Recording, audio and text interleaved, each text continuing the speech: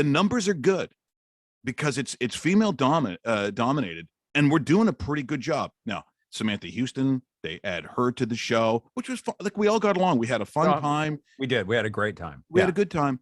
And then it's going to be bought by Rogers. And it was a company called Ralco at the time. But we didn't know. But we didn't know this. We had no idea. We thought, we didn't know what was going to happen. So we get an invitation. We get this is the part that kills me. We get an invitation, and this is where the urban myth comes in, and it's not a myth. This is actually what happened. We get invited. All the jocks on the air get invited to the Rosewater Supper Club at 4 p.m. Okay, and so I say to people, if you're getting invited by your radio station, first of all, to the Rosewater Supper Club, first of all, it's going to be good news. Second of all, I don't know, is that place still open, Mike? I don't even know, but I mean, I've been down there a long time, but it was for years. Yeah. So it was, and second of all, you're putting on a blazer, like you're putting on a jacket if you're going to the it's higher end. You're downtown Toronto, right down there, right off the Victoria Street.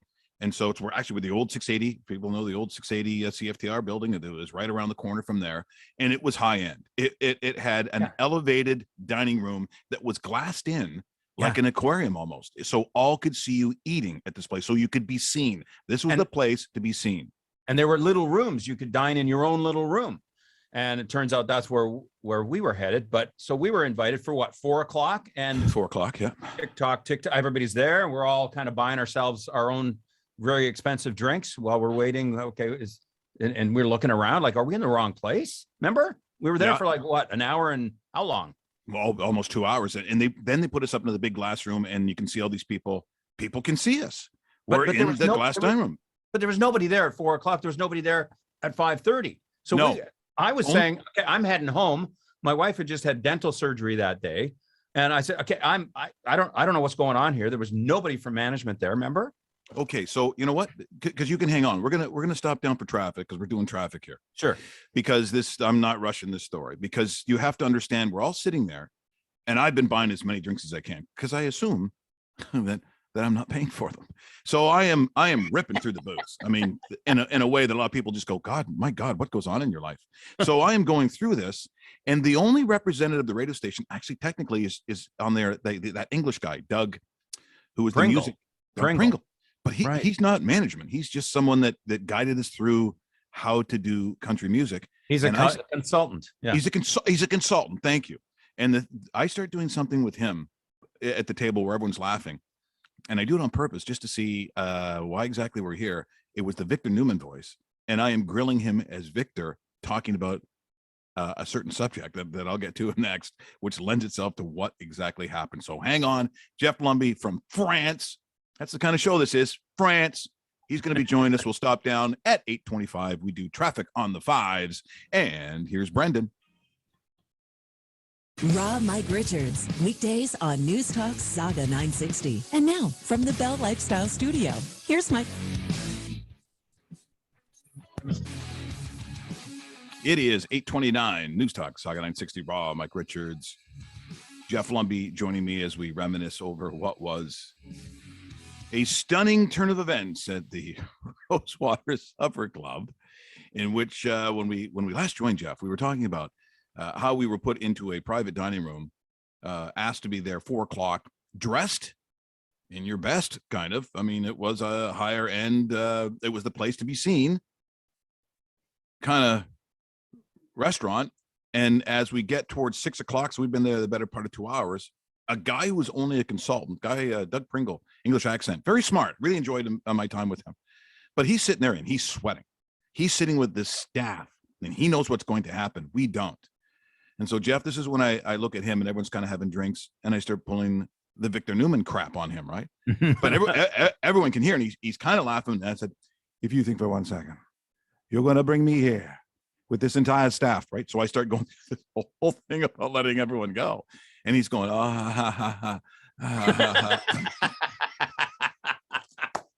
like, how weird. And then, as you know, we get sent to one of the smaller kill rooms.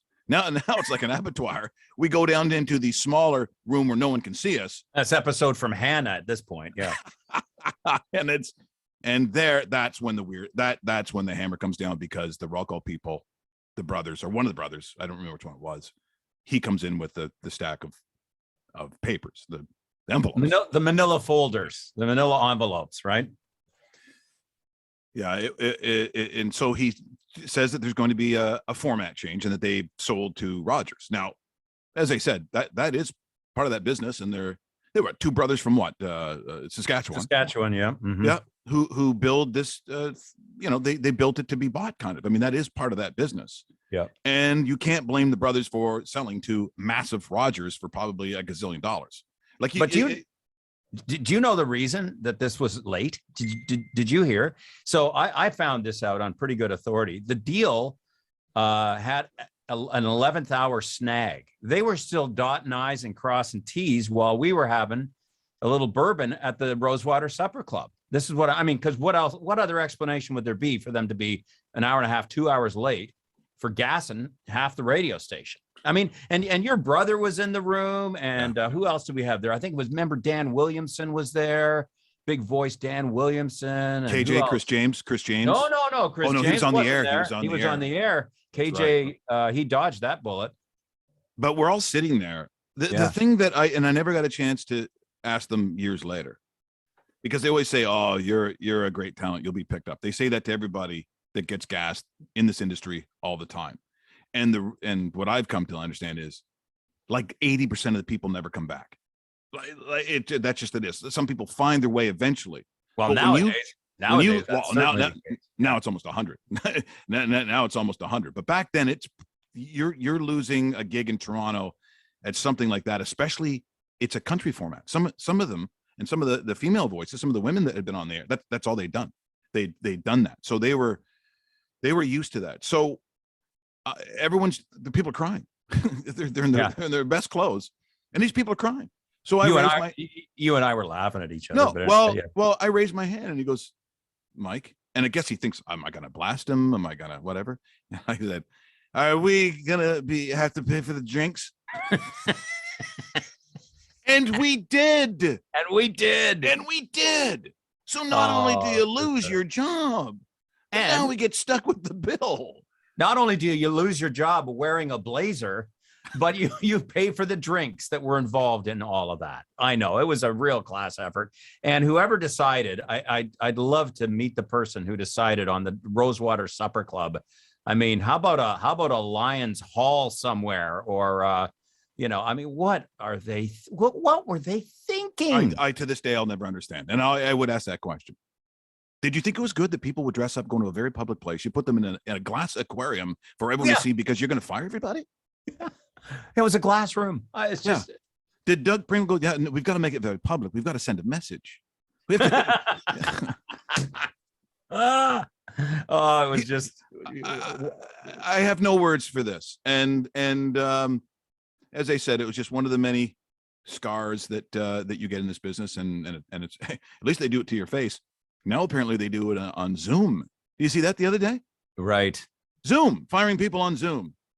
All heart to go along with their 0 ratings. Well, if you'd done a better job with your business, you wouldn't be in this place in the spot in the first place. I mean, that's just the nature of it. And I know we got to run here because there's so much to talk about. You know what we have to do now that we actually have a chance to talk here? We should have a regular spot for you on this. If there is, that's what we should do, because people love this stuff, and we don't need to tap dance around, because I want to hear from you, obviously. Yeah, man. So just to think about that. Yeah, people want to hear, and it goes by. We've done 2 segments, and the 2 segments went by in 10 seconds. Like, it's too fast. So I will maybe talk to you later on, and we'll figure out a time, because we got to get John regular, because it's just good. We haven't scratched anything. We just whipped through it.